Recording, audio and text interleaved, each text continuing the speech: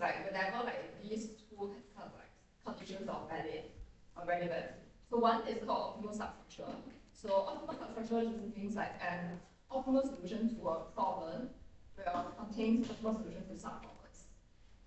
So for example, for the change rating problem, let's say that in the case that like, the denomination we have is like $1, $3, and $5, and the target value of bit is 12.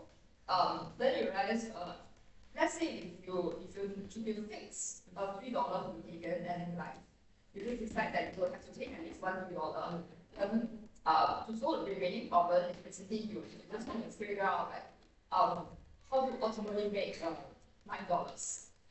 Yeah. So, which in another word is like basically if you want to make $12 and you remove one of the coins reduced, the remaining part should be a optimal solution to make that amount of money. Yeah.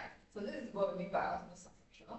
Optimal substructure is also something that is required. It's kind of required for greedy solution.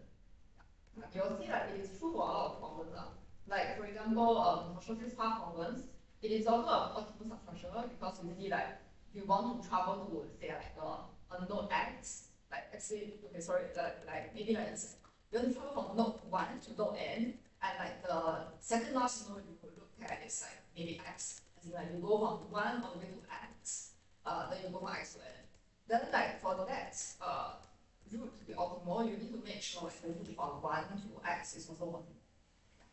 So this is optimal substructure. The other thing is overlapping subproblems. So basically you realize if you try to do a naive kind of recursion